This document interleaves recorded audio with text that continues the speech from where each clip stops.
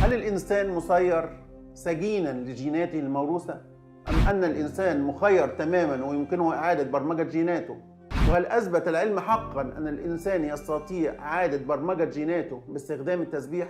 وأن استغفروا ربكم ثم توبوا إليه يمتعكم متاعا حسنا إلى أجل مسمى. قال صلى الله عليه وسلم: أحب الكلام إلى الله أربعة: سبحان الله، والحمد لله، ولا إله إلا الله، والله أكبر، لا يضرك بأيهن بدأت. في هذه الحلقة سنعرف إجابات واضحة لهذه الأسئلة، وكيف كشف العلم السر الخفي وراء الحكمة الإلهية ويؤكد دقة اللفظ في القرآن.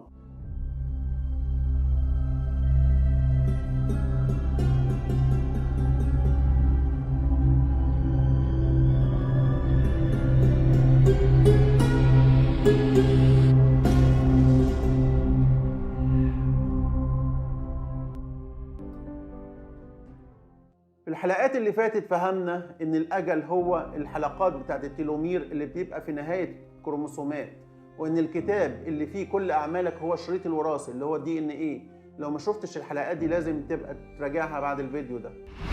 السؤال اللي بيطرح نفسه هو: هل الانسان هنا مسير محبوس في الجينات الوراثية اللي بيورثها عن والده ووالدته، وان كل حاجة موجودة في الشريط الوراثي مش هتقدر تغيرها؟ احنا هنرد على الكلام ده بان الانسان مخير بشكل تام في اعادة برمجة جيناته اللي هتتكتب في كتاب اعماله، وان من افضل الطرق لاعادة برمجة هذه الجينات هي التسبيح. درسنا وتعلمنا زمان ان الجينات الوراثية مسؤولة بس عن الصفات الوراثية اللي زي الطول واللون والامراض الوراثية. الصفات دي اسمها الصفات الداروينية، نسبة طبعا الى عالم الوراثة المشهور داروين. ودرسنا برضو زمان ان الجينات ملهاش اي علاقة بالمشاعر والتصرفات والافكار، او كنا بنفتكر كده. لكن كل ده اتغير لما ظهر علم جديد اسمه الابيجيناتكس. والابيجيناتكس ببساطة هي مفاتيح وغلق، فتح وغلق الجينات، يعني المفاتيح اللي بتفتح او تقفل الجين فبتخليه يشتغل او ما يشتغلش. وده اللي اكتشفه دكتور بروس ليبتون. دكتور بروس ليبتون اكتشف ان الصفات الداروينية لا تشكل اكتر من 2% من وظيفة الشريط الوراثي، وباقي 98% من الشريط الوراثي لسه اغلبه سر محدش يعرفه. لكن اصبح من المؤكد والمعترف به علميا الان ان الشريط الوراثي يحتوي على الافكار والمشاعر والنوايا وكل الافكار اللي انت عملتها. والاهم انهم اكتشفوا ان الانسان يقدر يعيد كتابة الحمض النووي بتاعه وتعديله زي ما يحب. ده فيديو وصورة بتوضح ازاي تأثير البيئة على طول وقصر التلومير، يعني على عمر الإنسان طوله أو قصر. دي الخلية، دي نواة الخلية وجواها DNA أو الكروموسوم، وده التلومير باللون الأحمر. لما الكروموسوم بيتعرض للمشاعر السلبية بينضغط بشكل قوي جدا ويقصر. لما الكروموسوم بيتعرض للمشاعر الإيجابية بيطول ويزيد العرض بتاعه. نيجي نشوف ايه الحاجات اللي بتضر التلومير او بتأثر العمر.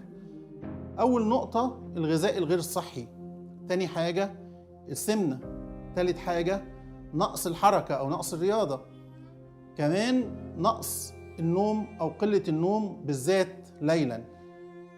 رابع نقطة ودي او خامس نقطة واهم نقطة هي الاسترس او الضغط النفسي والعصبي وعلاقتنا بالاخرين، الاب والام والجيران. كمان السجاير والتدخين، الكحوليات، طبعا التلوث البيئي بشكل عام بيأثر العمر. كل النقط دي بتأثر العمر. نيجي بقى للحاجات اللي بتزود العمر او بتساعد على طول التلومير. طبعا الغذاء الصحي خاصة الأوميجا 3. الأوميجا 3 من الحاجات زي السلمون، من الحاجات اللي بتطول التلومير وبتديله قوة. بعد الشاي الأخضر، أنواع من الشاي اسمها الشاي الأخضر. كمان فيتامين د والزنك، طبعا معروف ان الزنك بيزود المناعة. كل الحاجات دي عوامل إيجابية في طول التلومير وزيادة عمر الإنسان. اسمع الأغرب: شريطك الوراثي بيتم تعديله باستخدام عبارات معينة بتردد معين، بنظام معين في ترديدها. بالنسبة لنا كمسلمين هو ده التسبيح بالظبط. بعد المعلومات اللي قلناها دي نقدر نفهم ان الانسان مخير تماما بنسبة 100% في كل افعاله وتصرفاته، لانهم لقوا ان قراءة الشفرات الجينية دي عملية بيقوم بيها جدار الخلية نفسه.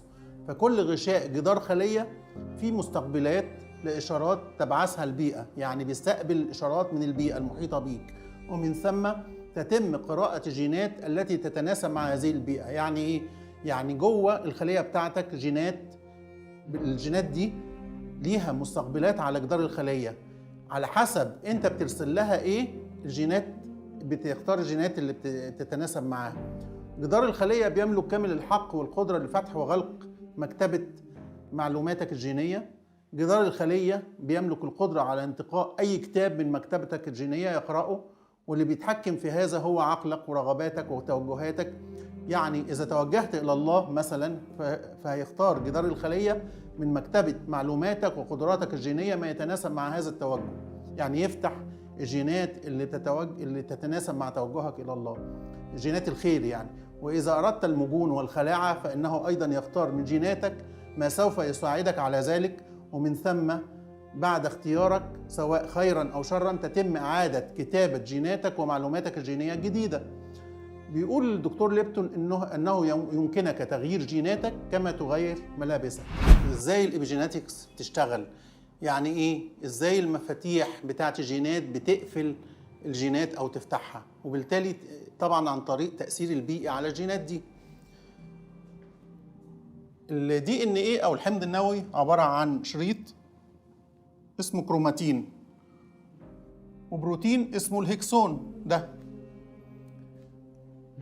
بيشتغل الإبيجيناتكس عن طريق حاجتين، يا إما في مادة كيميائية بتيجي تقف في المنطقة دي وبالتالي تمنع انتقال الشفرة الوراثية، وبالتالي الجين ده ما يتنسخش، وبالتالي ما يتقراش، وبالتالي ما ينتجش البروتين بتاعه أو ولا يحفظ المعلومات بتاعته. يعني مثلا لو أنت مشاعرك سلبية هتيجي المادة دي تقف هنا وتمنع الانقسام الجيني أو التكاثر الجيني، وبالتالي يتوقف عمل الجينات. نيجي بقى الطريقة التانية عشان نوقف عمل الجين غير المادة الكيميائية اللي هنا. في مادة تانية بتيجي هنا بتخلي الأذرع دي تلف حوالين الكروماتين ده اللي هو الشريط ده، بتلف حواليه وتخنقه حوالين الهستون البروتين اللي هو لافف حواليه. لما تخنقه ما تديش فرصة لقراية الجينات، وبالتالي لا يتكاثر الجين ولا ينقسم، وبالتالي ما يحصلش يعني يتوقف عمله وتتوقف عمل الجينات. ده الطريقة اللي البيئة بتأثر بيها عن طريق الإبيجيناتكس على عمل الجينات. اختبار معملي ثبت إن المشاعر بتأثر على الجينات وبالتالي على الصحة. ثبت كمان إمكانية استخدام المشاعر دي في علاج أي مشكلة بتحصل في الشريط الوراثي لدرجة مقاومة السرطان مثلا. بيقول دكتور بروس ليبتون إنك تقدر تغير الجينات بتاعتك زي ما بتغير ملابسك بالظبط. كمان تجربة فعلا حصلت عشان نثبت ده. نقل دكتور بروس في تجربة خلية سرطانية من جسد مريض مصاب بالسرطان ومحبط الجسد إلى جسد سليم ومتفائل وعنده مشاعر إيجابية، فلقى أن الخلايا السرطانية دي ماتت. ليه ماتت؟ لأن الجسد التاني ما اداش فرصة للخلايا عشان تقرأ الجينات المرضية فماتت. أثبت الدكتور ليبتون أن الإشارات البيئية بمشاعرك وأفكارك بتأثر تأثير مباشر على تناسخ الشريط الوراثي وما يحتوي.